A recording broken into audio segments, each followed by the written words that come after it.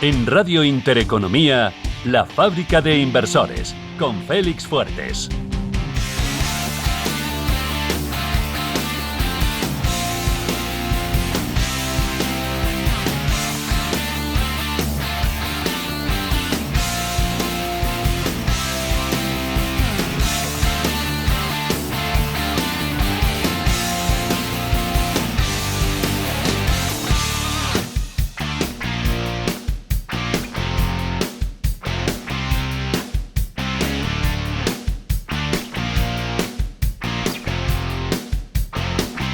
Volvemos aquí una vez más en la Fábrica de Inversores, como cada sábado a la 1 de la tarde. Aquí Félix Fuertes, CEO, fundador de la Academia de Formación en Inversión y también pues director de este programa, y con la suerte de poder contar con personas extraordinarias como las que vamos a conocer hoy, y vamos a escuchar sus tesis y su visión. En este caso nos vamos a centrar en el mercado de las criptomonedas, la tecnología blockchain y todo lo que depara el futuro de esta industria, que a priori pues lleva una tendencia en la última década extraordinaria, y sobre todo es el culmen, la representación de la innovación financiera. Nos meteremos con ello durante el programa de hoy, no os lo perdáis, y al final tendremos además conclusiones como en cada programa. Empezamos.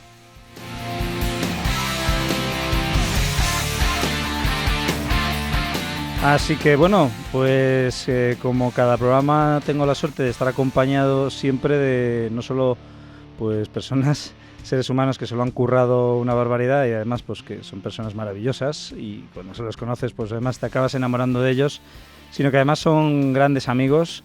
No porque sean amigos están invitados a este programa, lo que sí que creo que por ser amigos han venido a este programa y me han hecho este favor a mí, porque son personas muy ocupadas, también muy expertas en su campo de especialización, como en este caso las criptomonedas, y hablamos de dos cracks. Primero tenemos a Arnau Ramió, que es el fundador de Cryptomaster Academy, y asimismo también pues tiene varias empresas en las que interviene pues bueno, con la parte más tecnológica, ¿no?, del desarrollo blockchain, como es el caso de Orange Pills o de Tenar, ¿no? Creo que era Tenar, Arnau.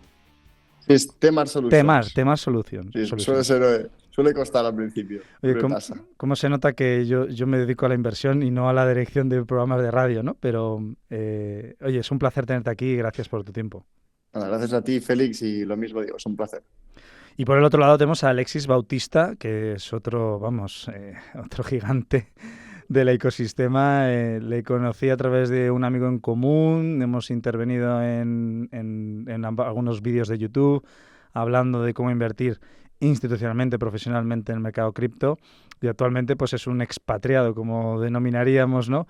Él es el fundador de lo que es Conquer Crypto, aparte tiene su perfil, ¿no?, Alexis Crypto, y está ahora con diferentes aventuras súper especiales y súper potentes, entre ellas Conquer Blocks, ¿no?, con el que está ayudando a que haya pues cada vez más personas que sean capaces de poder financiar su actividad, una profesión a través de la programación en blockchain. Pero bueno, casi prefiero que nos lo cuente el mismo Alexis.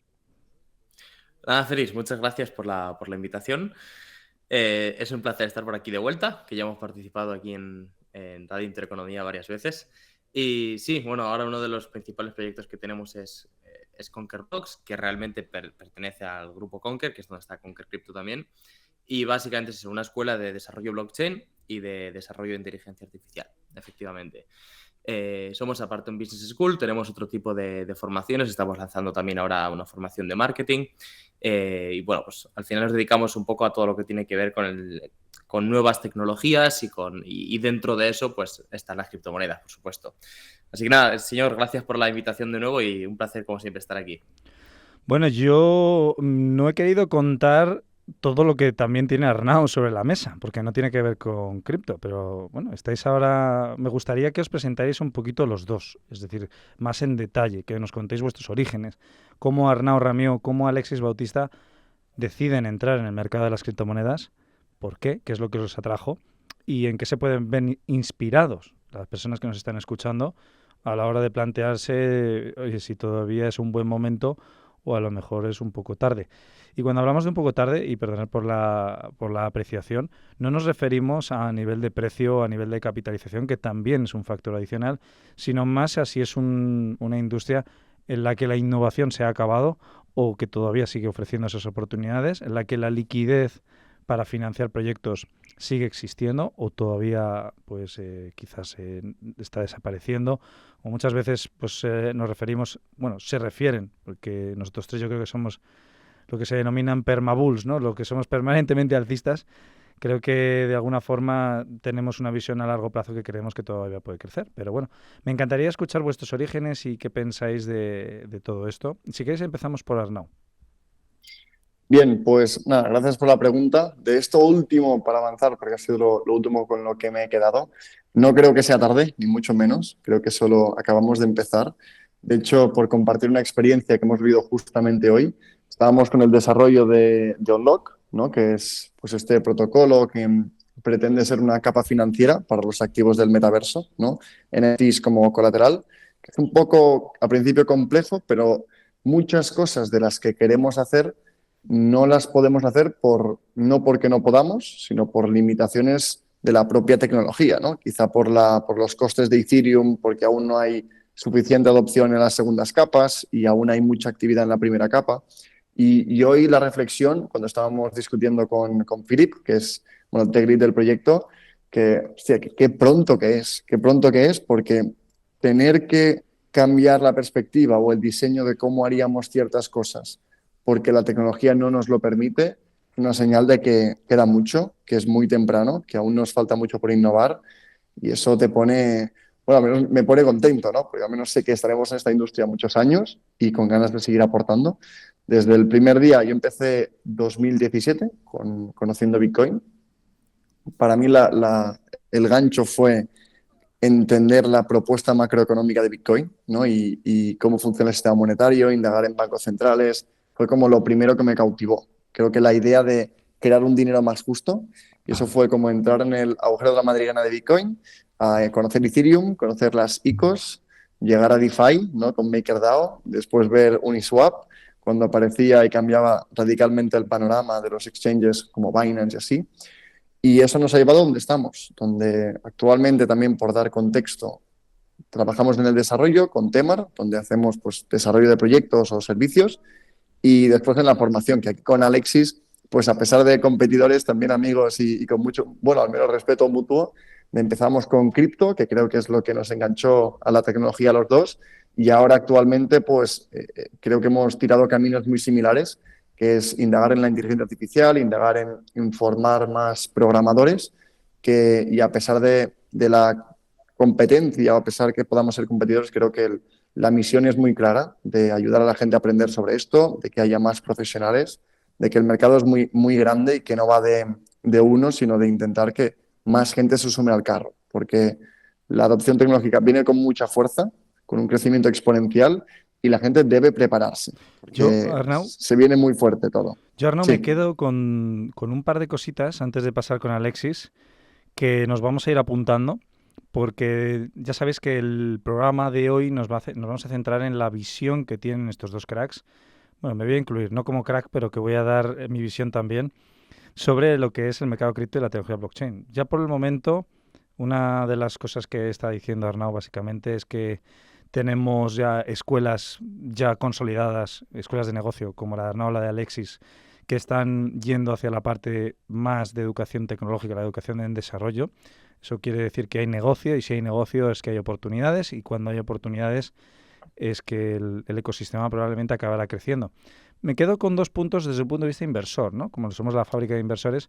El primero es el proyecto que habéis dicho, Arnau, que me parece espectacular. O sea, es decir, Unlock básicamente lo que hace es permitir, al igual que otros protocolos que harán exactamente lo mismo, y esto es simplemente una idea, no hay que quedarse tampoco con el nombre del proyecto, quedaros con el nombre del proyecto, pero no es el nombre del proyecto de lo que voy a hablar, sino del concepto. El concepto de que alguien sea un gamer profesional, que esté jugando a videojuegos, que se gane la vida con ello y que un día pues ha avanzado lo suficiente en su vida, quiere retirarse y entonces pues ¿qué puede hacer? Puede coger sus artículos digitales, los puede dejar en un protocolo como puede ser Unlocked, por ejemplo, y solicitar un préstamo. Sería una forma también de vender ese artículo o de liquidar o de conseguir liquidez para lograr pues hacer crecer otra área de esa parte de gaming que esté desarrollando esa persona. O sea, es un concepto tan maravilloso que ayuda a escalar y a ofrecer mayores posibilidades de liquidez y de crecimiento en industrias como el gaming, que me parece muy potente, ¿no? Y eso también demuestra que dentro de la tesis pasa porque todavía faltan muchas capas por desarrollarse dentro de esta tecnología. Entonces, eso es muy interesante.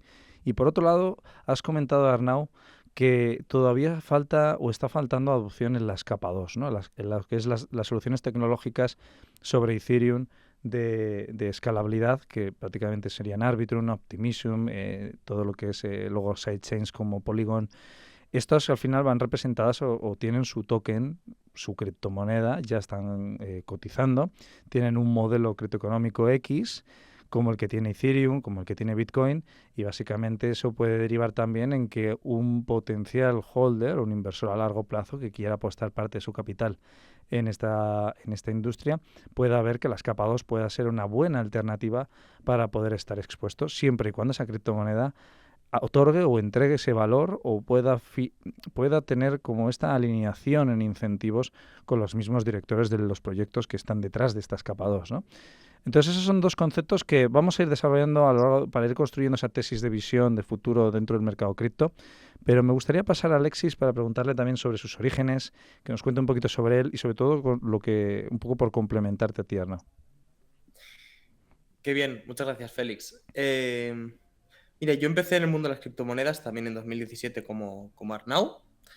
Las conocía desde antes, las conocía desde 2012 más o menos, pero tampoco tenía edad como para invertir en esos momentos, ni interés, diría, ni dinero.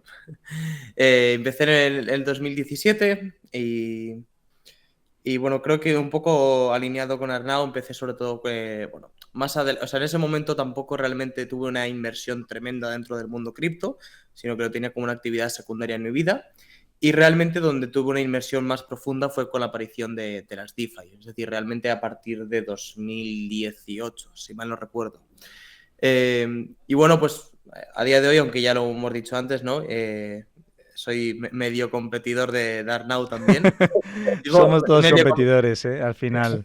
Sí, creo que los tres. Sí, porque al final esto, hasta la academia de inglés de debajo de mi casa es mi competidor, porque ya sabéis que al final el potencial usuario, nuestro potencial cliente, tiene que decir entre si quiere aprender inglés o quiere aprender a hacer trading o quiere aprender a hacer programación blockchain. Pero amigos primero, ¿no? Amigos ante todo siempre. Claro. Sí. Totalmente. Y bueno, pues también igual hemos estado focalizados sobre todo en profesionalizar la educación en este sector. Realmente uno de los mayores problemas que ha habido en el sector hasta hace muy poquito creo que ha sido que la educación ha tenido un grado de profesionalidad muy bajo. De ahí que el sector de la formación online tenga en cierta medida en ocasiones una mala reputación inclusive. Y bueno, pues hemos estado trabajando sobre todo en profesionalizar los productos y que se parezca más realmente a una universidad que a la típica formación online a la que estamos acostumbrados, ¿no? Y oye, estoy muy alineado también con lo que ha dicho Arnau antes respecto a tu pregunta de cómo vemos el sector. Yo lo primero quiero recalcar que pienso que el volumen de usuarios a día de hoy activos en cualquier red, tanto la de Bitcoin como la de Ethereum, por hablar de las dos principales, sigue siendo extremadamente bajo. Si tenemos en cuenta la cantidad de personas que hay actualmente haciendo transacciones, estamos hablando de que la adopción realmente todavía es muy baja, entonces tiene un margen de crecimiento muy alto. Sobre todo hay mucho potencial de que siga habiendo crecimiento conforme más países hagan movimientos similares a los que ha hecho El Salvador, adoptando Bitcoin como moneda de curso legal, que bueno, ya hay varios que están dando pasos con ello. Bueno, el bono volcán, ¿no?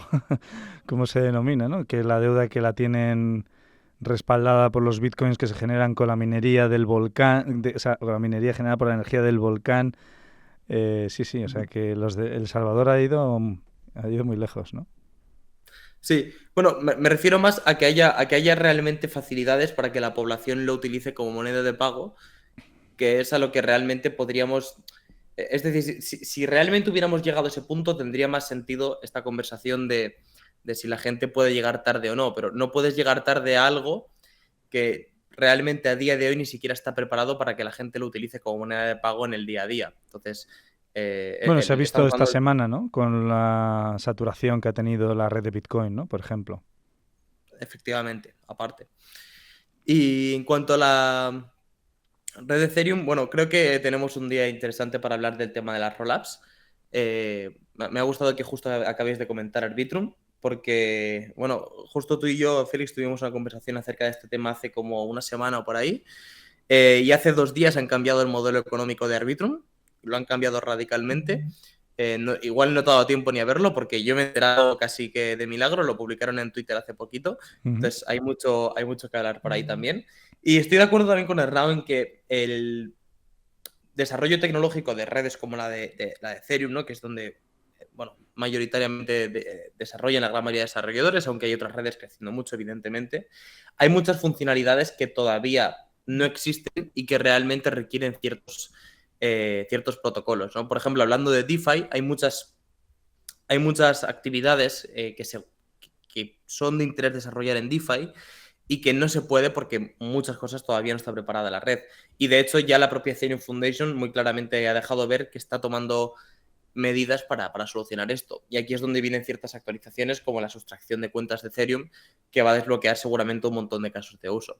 Entonces, cuando la Ethereum Foundation está proponiendo incluir, por ejemplo, la sustracción de cuentas, que es un tema del que podríamos hablar muchísimo tiempo, nos está dejando muy claro ver que ellos son conscientes de esto, es decir, que ellos son conscientes de que a día de hoy hay muchas cosas que no se pueden hacer en su red y que conforme se puedan hacer, pues evidentemente la adopción va a crecer mucho. Entonces creo que estamos en una etapa extremadamente temprana todavía. Fíjate Alexis, Arnau, los dos, hay una cosa que me ha fascinado y me ha encantado de este arranque del programa, que es que los dos sois reconocidos inversores en cripto y además sois personas que sentáis cátedra cada vez que habláis, cada vez que comentáis sobre un proyecto. Además ayudáis a vuestras comunidades a comprender mucho más lo que es la tecnología. Pero fijaos en el detalle y toda la audiencia debería también tomar nota de esto, que al final dos inversores exitosos que han entrado relativamente pronto, entre 2016 y 2017, que han estado tomando sus propias decisiones en el mercado cripto y que afortunadamente les ha ido bien y les seguirá yendo bien, ¿no? Tanto económicamente como profesionalmente, ¿no? A nivel de notoriedad y de reputación. Fijaos el detalle que los dos han comenzado definiendo su tesis, su visión desde un punto de vista más tecnológico y microeconómico, ¿no? No macro, microeconómico, ¿no? Por ejemplo, vemos a Alexis que está fascinado, que ya nos comenta y nos dice, me encanta que hables de la capa 2 porque vamos a ver la tokeneconomía que acaba de sacar, el modelo tokenómico que ha sacado Arbitrum, porque esto va a impactar significativamente seguramente en el valor de la moneda y a su vez también impactará pues favorablemente en el modelo que tiene la misma capa 2. Yo sí me he leído el tokenomics, Alexis, así que si quieres hasta podemos entrar en esa parte de construcción de tesis para los próximos 12 meses, 24 meses, 4 o 5 años, ¿no? Iba a decir 48, ¿no? Pero quizás ya nos estamos yendo muy lejos. Ahí nos metemos un poco más en esa casuística. A mí me gustaría saber, por vuestro lado, ¿por qué los dos estáis tan entusiasmados? Porque ya estoy viendo un poco el plumero a los dos. Pues veo que os gusta mucho Ethereum. Sin embargo, no me habéis hablado de Bitcoin, no me habéis hablado de ninguna otra blockchain. Y a pesar de todo eso, todavía sigue habiendo mucha información y muchos evangelizadores que siguen hablando de otras criptomonedas y otras blockchain, como por ejemplo Ripple, como por ejemplo Solana, que pues a pesar de toda esa gran depreciación que tuvo con el colapso de FTX, o Polkadot, pues no sé, me parece interesante que sigáis vosotros convencidos de que Ethereum es realmente la solución, y desde ese punto de vista ya, si queréis, hasta nos podemos meter a hablar de la parte del tokenomics para comprenderlo, ¿no? Mejor. Claro, pues yo para intervenir quería comentar algo que no me sorprende la pregunta porque creo que tú, Félix, también estarás bastante alineado, ¿no? con la opinión que creo que Alexis y yo tenemos. Yo soy un Ethereum maximalist todo el que sea Bitcoin Maximalist puede venir a este programa, que vamos a tener unas conversaciones súper interesantes.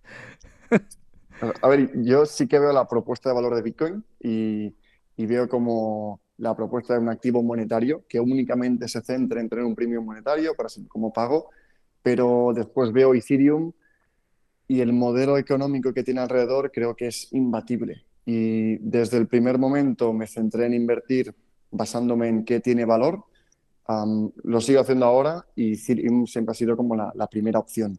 Y creo que a pesar de que hay muchos competidores, al final su propuesta de valor, es decir, Ethereum es lento, pues yo propongo esto, pero creo que están construyendo pues, la casa por el tejado. Creo que el único proyecto que tiene una perspectiva a largo plazo de crear una red realmente descentralizada que permita crear un nuevo Internet con garantías de éxito, ¿no? Con garantías a los usuarios que van a ser los propietarios y, no sé, con la garantía que puedas mover cientos de millones y estar tranquilo, creo que la única red ahora mismo es Ethereum. Habrá otras que tendrán casos de uso. Creo que Solana encontrará su cuota de mercado, pero cada vez más, cuanto más evoluciona Ethereum, cuanto Pues, más crecen las segundas capas, las terceras capas, fíjate, veo que el fíjate, efecto Arnau, red es tan potente que va a ser complicado. Fíjate, Arnau, que voy a empezar a ser ya como... Es que el lema de este programa es que actuamos como si fuéramos René Descartes. Aquí hay que invalidar la tesis. Yo voy a intentar invalidar tu tesis sobre Ethereum. Ha comentado Alexis que efectivamente Ethereum estaba teniendo problemas de escalabilidad y de hecho la misma fundación de Ethereum y el mismo Vitalik Buterin han comentado que como vuelvan otra vez las tarifas, las transacciones caras antes de que la fundación y antes de que la comunidad haya tomado la acción necesaria para poder reducir ese coste, pues probablemente se puedan volver a encontrar en una muerte por éxito. Entonces, claro, ahí ya empieza el concepto de las L2 que habéis comentado hace un momento, pero las L2 no están teniendo adopción. Empiezan a surgir aquí ya una serie de inconvenientes que nos hacen plantearnos pensar si realmente a lo mejor al ecosistema, es verdad que le falta mucho, pero si a lo mejor ahora mismo deberíamos ser prudentes y esperar. Yo opino en este sentido que realmente lo que deberíamos hacer, a lo que deberíamos atender es a si esa afirmación de que las L2 no tienen adopción realmente es cierta, porque la adopción realmente aquí, o sea, si lo que estamos haciendo es comparar blockchains, tenemos que hablar de adopción relativa, es decir, tenemos que hablar de qué adopción tienen respecto a otras redes. Y realmente la adopción de las L2 no es tan baja, sino que en realidad, si nos fijamos, por ejemplo, estamos hablando de que el TVL que hay, por ejemplo, en Arbitrum, en Polygon... el TVL es el valor total que hay, ¿no? ¿no? De activos, exacto, ¿no? Exacto, exacto. Es mayor al de Solana, por ejemplo. Entonces, claro, si estamos hablando de que solamente la rollup de una de las rollups de Ethereum ya tiene mayor TVL que Solana, realmente nos deberíamos de preguntar si la adopción de las rollups es tan baja o está creciendo a un ritmo tan bajo, porque además debemos tener en cuenta lo nuevo que es Arbitrum, por ejemplo, que no es una red que lleve 7 años en el mercado. Entonces, creo que yo en lo personal, que la adopción de las rollups sí que crece al ritmo adecuado, que hay un gran incentivo a utilizarlas, evidentemente. Y al final son datos, es decir, la primera red en TVL es Ethereum, la segunda es Tron, la tercera es la Binance Smart Chain, y la cuarta y la quinta. La cuarta, la quinta y la sexta, porque la sexta es Optimism, son rollups de Ethereum. O sea que realmente las rollups de Ethereum sí que están creciendo en adopción para el poco tiempo que llevan en el mercado. Y son datos, es decir, esto podríamos entrar ahora en el juego de qué pensamos que va a pasar, pero los datos de momento dicen que las rollups de Ethereum sí que crecen al ritmo adecuado y mientras sean ¿Y tú crees, Alexis, que comprar el token de las rollups o comprar el token de Ethereum se va a ver impactado positivamente en esa adopción, en ese desarrollo tecnológico? Y lo digo por hacer una puntualización, ¿eh? Y esto es una pregunta para los dos realmente. Y hago una puntualización, porque creo que hay un error en el ecosistema en general que se llega a asociar el valor de un token, una criptomoneda, al proyecto o a la tecnología. Yo he escuchado barbaridades que no voy a mencionar los nombres porque me quedo solo, Pero básicamente me dicen, no, como este protocolo de oráculos es maravilloso, compro el token. Digo, pero si entiendes perfectamente que el token lo están usando para financiarse, es decir, venden el token todo el rato. Entonces, ¿para qué vas a recomendar? ¿Por qué dices que hay que comprar un token que se está vendiendo por el proyecto todo el rato para financiarse? Entonces, ahí es donde viene un poco la parte de el incentivo que tiene esa rollup para mantener el trabajo y el desarrollo dentro de esa rollup y también dentro de Ethereum. Y la pregunta del millón es, si existe ese incentivo, realmente yo como holder o como usuario futuro de Arbitrum, en este caso que estamos hablando de Arbitrum, que es el que ha tenido un mayor crecimiento en valor bloqueado dentro de esa capa 2, ¿no? Si tiene sentido para mí participar en su organización, es decir, ¿tiene sentido para mí tener su token en algún momento dado? ¿Quieres hablar, no? Si quieres, ve tú, después acabo. Vale. Me parece una pregunta espectacular, así que también adelante, si acabas. Claro, me gusta mucho la pregunta de Félix, porque justamente o sea, hay muchas. No es justamente solamente en este caso de los oráculos o demás, sino que hay muchas empresas de este sector cuyo principal beneficio de la empresa ha sido emitir el token. Es decir, la empresa apenas ha generado ningún beneficio por sí misma, por el servicio que ofrece, y la principal valoración de la empresa o el principal beneficio que ha obtenido siempre ha sido emitir un token. Por ende, si su principal beneficio es emitir un token, lo que están haciendo es como apostar en tu contra. Es decir, al final lo que estás haciendo es tú con tu liquidez pagarles ese dinero que ellos están ganando. Los intereses no están alineados, tus intereses están justo en contra de los de esa empresa. Entonces, al final, aquí ya estamos hablando de que hay que individualizar cada caso. Es decir, aquí generalizar sería un completo error bajo mi punto de vista, porque el modelo económico que hay detrás de cada proyecto es muy diferente. Hay unos que son más parecidos, hay otros que son de otra forma, es decir, hay que individualizar y ver cada caso de forma aislada.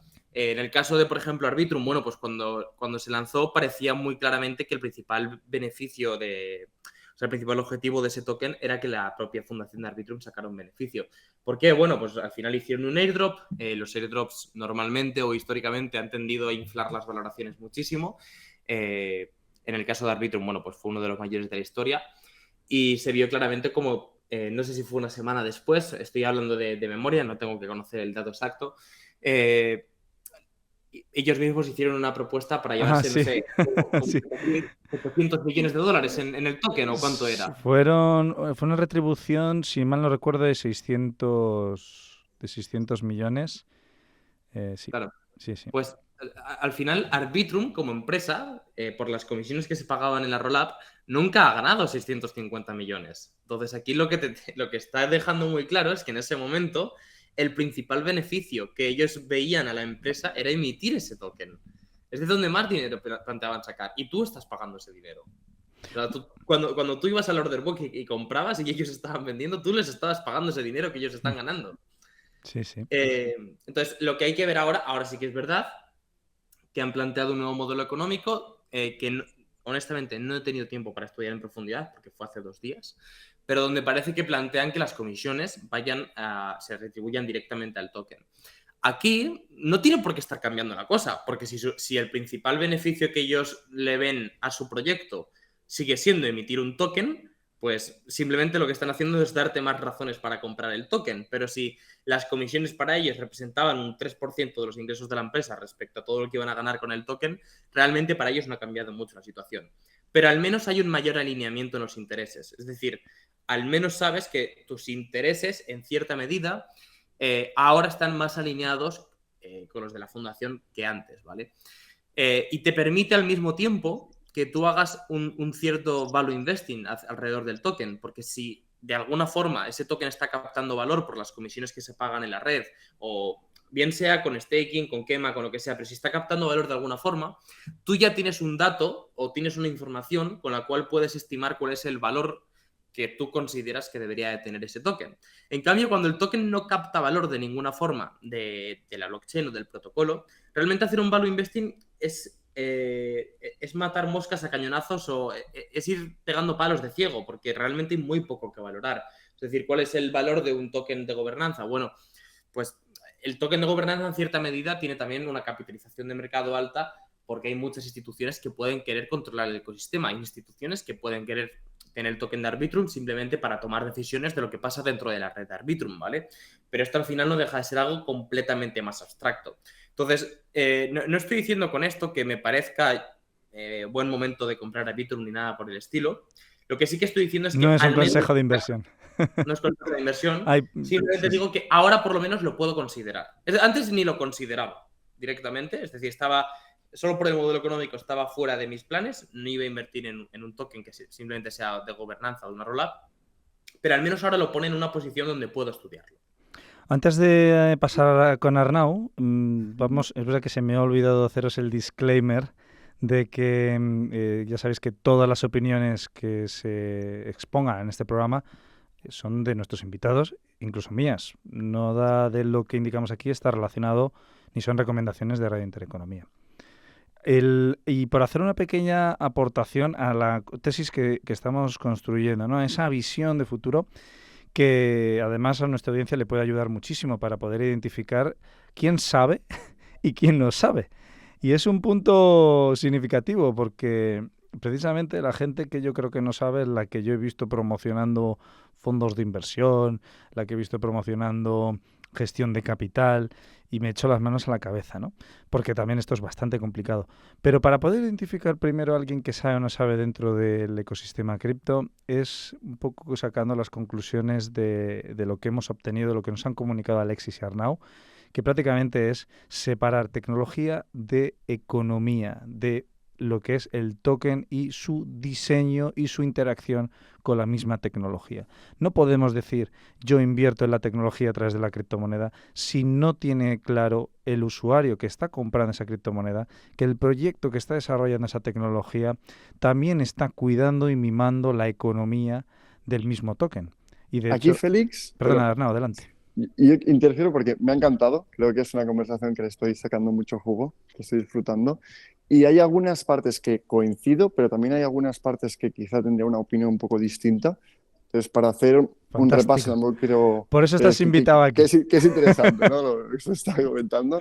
Entonces, en cuanto primero de Ethereum, que estoy 100% de acuerdo que al final las L2 incluso están teniendo más adopción que otras capas 1, pero para remarcarlo, porque creo que es un tema que siempre se pregunta, incluso que ya estoy no harto, pero sí que es un tema que parece que no se está entendiendo bien, que es como si tú intentas construir un coche, no vas a mirar si tu competidor tiene mejor aire acondicionado o no, es que el coche funcione. Creo que es lo que pasa con Ethereum y el resto.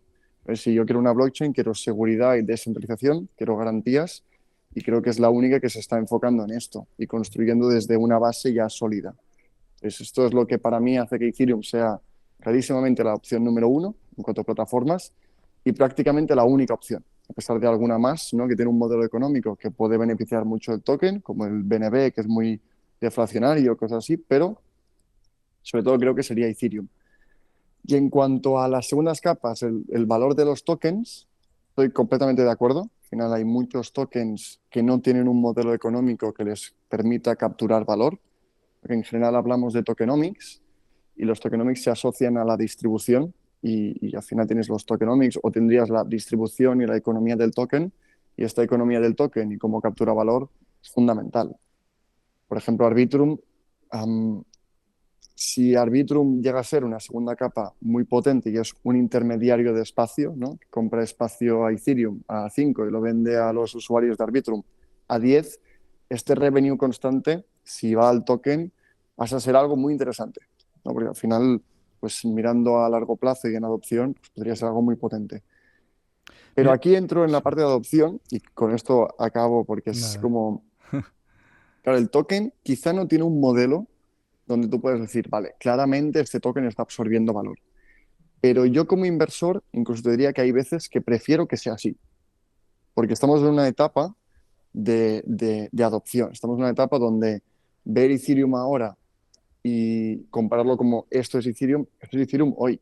Si miro Ethereum en 5 años, Ethereum va a ser otra cosa completamente distinta, mucho más potente. La cantidad de usuarios que habrá en Ethereum creo que llegaremos a 1.000 millones o incluso más.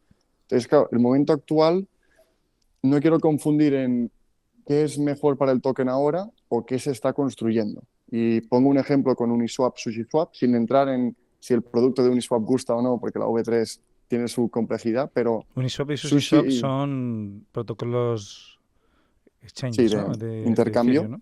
De que al intercambio. final Sushi apuesta por una captura de valor del token, a Uniswap no. Entonces yo como inversor quizá prefiero Sushi, pero como usuario prefiero Uniswap, porque Uniswap me está poniendo condiciones mucho mejores para mí que Sushi, porque lo que yo puedo sacar como inversor o como aportador de liquidez en Sushi es menor que en Uniswap. Entonces creo que también estos proyectos que están en fases iniciales deberían tener una perspectiva quizá como una startup web 2 de toda la vida, de, oye, ahora no monetizo, capturo cuota de mercado, consigo el efecto red, que hablando de tokens y economía del valor, creo que incluso tiene más fuerza, ¿no? Un efecto red en una blockchain es más potente que en una industria web 2, ¿no? Tradicional. Entonces, por ejemplo, Uniswap, a pesar de que no tiene un modelo claro, pienso que la cuota de mercado, las fees que genera, tiene como otros factores que lo hacen que para mí sea interesante. Pero sin invalidar lo que estáis comentando, porque es cierto.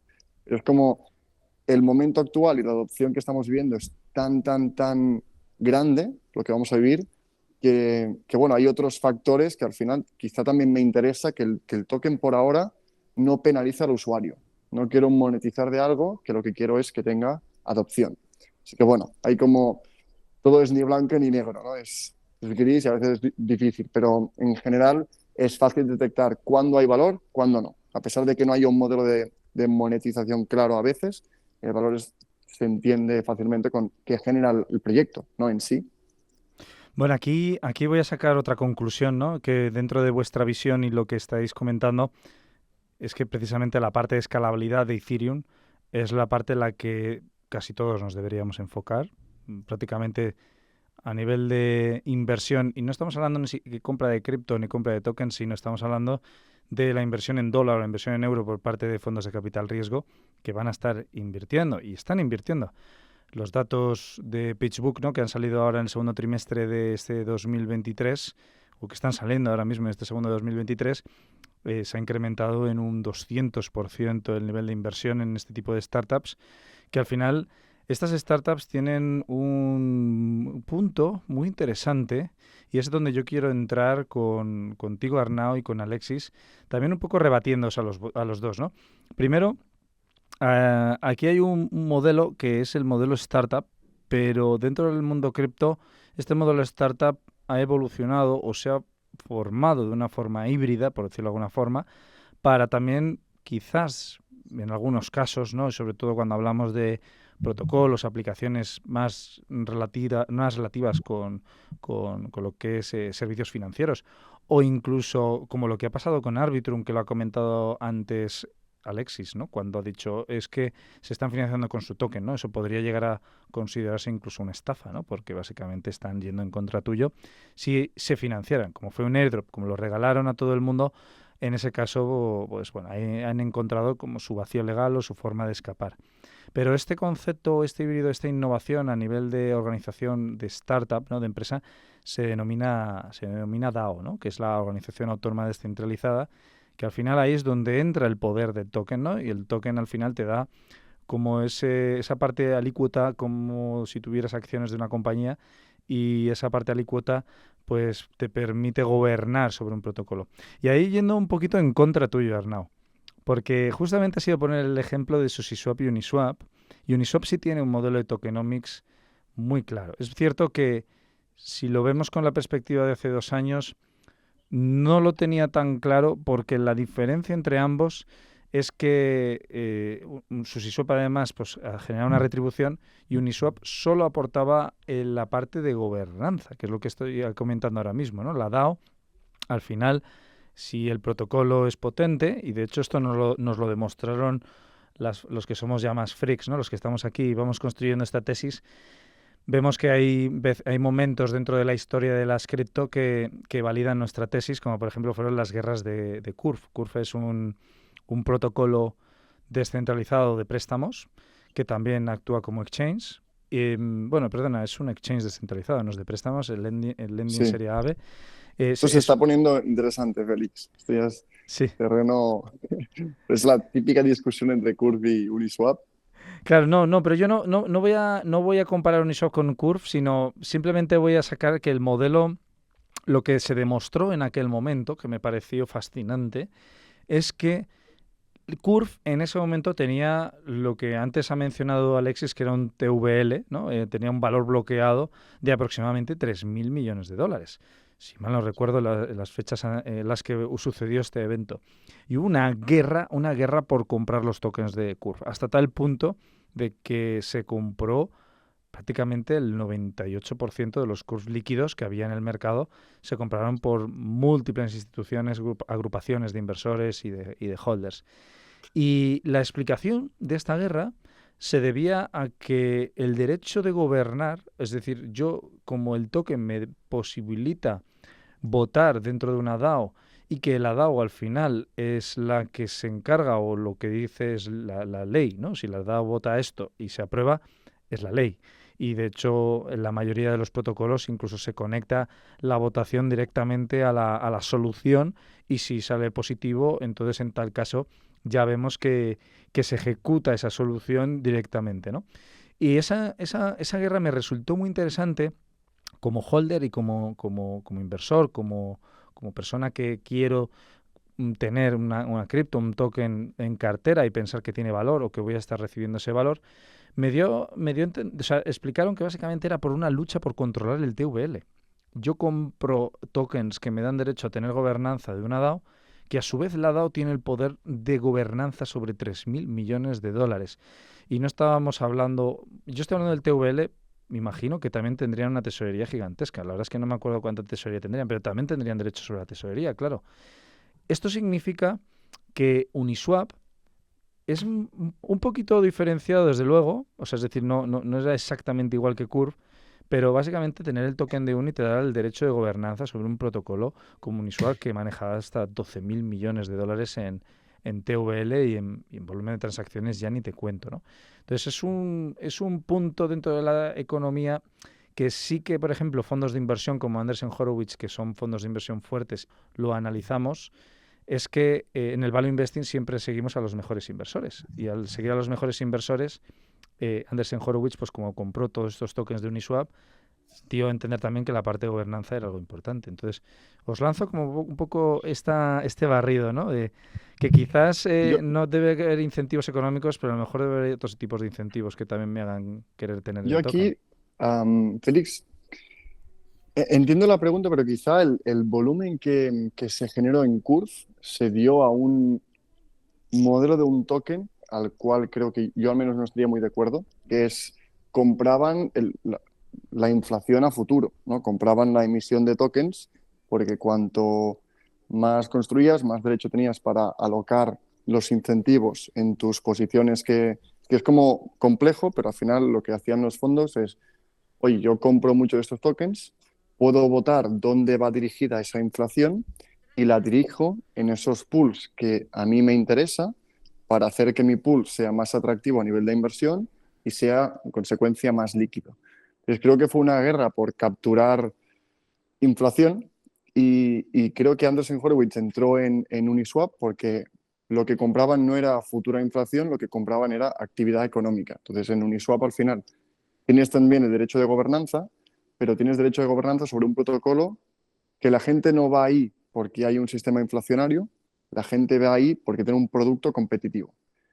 Y por eso es como ni blanco ni negro, porque hay como muchos factores, aparte del modelo de token, el diseño del producto, la capacidad que tiene de generar fees, como la capacidad que tiene de capturar los usuarios y retenerlos, de que siempre tendas a ir a Uniswap porque tenderá a tener el mejor precio por cómo es el producto. Entonces tienes más transacciones, más comisiones generadas, más usuarios. Y entonces, bueno, creo que la adopción de Curve, quizá no solamente por gobernanza, sobre todo fue por intentar colocar pues, esa inflación que no para de generarse, que al final, viendo el bear market, cómo ha ido, el token que peor ha ido han sido los vested escrow tokens como Curve, que tenían este modelo muy inflacionario, que a pesar de promover el bloqueo y promover la compra de su token de forma agresiva, pues han caído bastante más que Uniswap. Así que es Es complicado porque, bueno, es lo de antes, ¿no? Nada es blanco y negro, pero en general me quedaría más con la parte de valor que ofrece un protocolo en cuanto a su producto y capacidad de generar fees. Y después el modelo del token, que obviamente si tiene un modelo de token que no aporta nada, como decía antes Félix, pues ahí sí que dudas de, vale, ¿para qué quieren el token? Porque parece que lo están usando para vendérselo a los usuarios y a los inversores. ¿Qué piensas tú, Alexis? Estoy de acuerdo en algunas cosas y no tanto en otras, ¿vale? Vale, esto es para lo que os he traído aquí, o sea, me encanta. Sí, sí, está haciendo como el patio del colegio esto. De todas formas, os aviso, nos quedan 7 minutos de programa. Es decir, que Venga, pues tienes un momento de Alexis, así tienes, Alexis, rebatimos. ahí unos minutitos y luego Exacto. cerramos ahí con un par Voy al de grano. recomendaciones. Voy al grano. A ver, básicamente con lo de Curve estoy de acuerdo, porque en el momento en el cual hay un modelo inflacionario de por medio, estás empezando a mezclar más factores con los cuales es más difícil sacar conclusiones de cuál es el incentivo real por el cual se compraba ese token. Entonces, en Curve podemos no tenerlo tan claro, porque como dice Arnau, lo que pueden estar haciendo al final es estar comprando la inflación futura y por lo tanto lo que están haciendo en cierta medida es especular con que ese token tendrá un valor y quieren acumular todo el posible controlando la inflación. Pero el caso de Uniswap es diferente, porque en el caso de Uniswap nunca hemos tenido este contexto. Es decir, en el caso de Uniswap no hemos tenido, o sea, no tenemos pools sobre las cuales podamos controlar la inflación, porque per se no existe una inflación en Uniswap.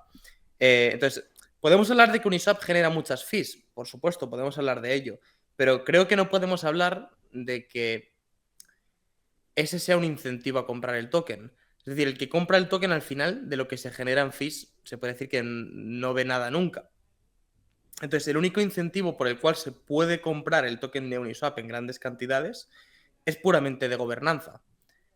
Es decir, a lo que quiero llegar es, podemos decir, ok, que en Curve quizá no estaban buscando controlar la gobernanza y que quizá el token de Curve no subió tanto en valoración por eso, pero el caso de Uniswap es muy diferente. Es decir, si el token de Uniswap no tiene una capitalización de mercado tan alta por las instituciones que quieren controlar la gobernanza, ¿por qué otro motivo sería? Porque realmente no hay ninguna otra forma de generar valor con ese token. Entendiendo que la gobernanza genera valor para el token porque te da el control sobre el protocolo y eso es un valor al final del día.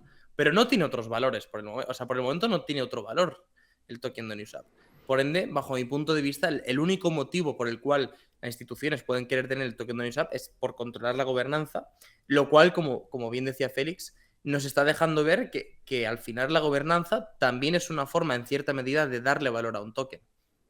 Oye, ¿sabéis lo que voy a hacer? En esto estoy totalmente de acuerdo.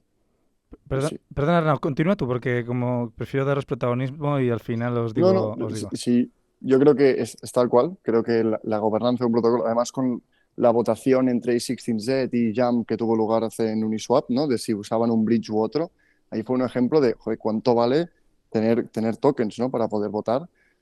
Lo que sí que veo también es como el punto extra que otro motivo que puede tener un inversor, ¿no? Sobre todo que cripto es tan accesible, es la posibilidad de entrar en gobernanza en un proyecto que está ganando tanta cuota de mercado. Porque al final Uniswap, aparte de ofrecer gobernanza, y se podría discutir que hay gente que valora que esto no tiene valor, la gobernanza, para mí sí, sobre todo en protocolos que tienen un producto muy competitivo y como un pilar en la infraestructura, en DeFi, pero por otro lado tienes una cuota, una participación en un conjunto de tokens en un proyecto que en 6 meses ha generado 180 millones en fees. Cierto que ahora mismo el modelo económico no está retribuyendo estas fees a los inversores o a los holders, pero no hay otro protocolo en todo el ecosistema que pueda generar tanto. Y a pesar de que no se retribuya, creo que ahí hay valor. Por ejemplo, el hecho de ciertas empresas que quizá no dan dividendos, pero sí que te dan una garantía porque tienen una cuota de mercado o están como muy bien posicionados y es muy poco probable que pierdan esa cuota de mercado o que alguien tenga un producto mejor. Así que creo que es, bueno, sí, pero en general estoy de acuerdo que la parte de gobernanza y el motivo por el cual Uniswap es tan potente es este interés en controlar la infraestructura pilar de DeFi en Ethereum, que es la liquidez. Bueno, yo me quedo con algunas iniciativas. Primero, os dejo una invitación para otro programa. ¿Por qué dejo esta invitación para otro programa? Dentro de mis conclusiones con vosotros, y cosa que agradezco, es que el ecosistema de Ethereum sigue siendo el ecosistema en el que nos debemos fijar. No Bitcoin, no Polkadot, no otros, Ethereum. También en la escalabilidad. Es verdad que a mí me hubiera gustado también hablar un poco de la parte del staking de Ethereum. Me hubiera gustado que hubiéramos entrado en esas soluciones que van a permitir que podamos generar un poquito más de rendimiento, ¿no? Como Ledger Layer, que me ha parecido una solución extraordinaria. Pero yo creo que esto lo podemos comentar en otro programa. Lo que sí que os voy a extender una invitación a un programa adicional para algo muy especial, que creo que además os va a encantar a los dos, que es que le demos las nociones básicas a emprendedores, sobre todo emprendedores del mundo cripto, o incluso a inversores, que sepan analizar un buen tokenomics. Yo creo que es algo, creo que significativo, ¿no? El entrar y que le vayamos dando ejemplos, porque me ha parecido un programazo, sobre todo para construir una tesis. O sea que gracias a los dos, chicos. Ha sido un placer. Pues con esto, Arnau, Alexis, os despido, os doy las gracias por estar hoy conmigo en este programa de la Fábrica de Inversores, y como siempre yo a todos siempre os tengo un regalo, una canción que yo creo que representa perfectamente lo que es el ánimo y las fuerzas para poder seguir en esta industria que a veces pues parece que va a contramarea. Os mando un abrazo a todos.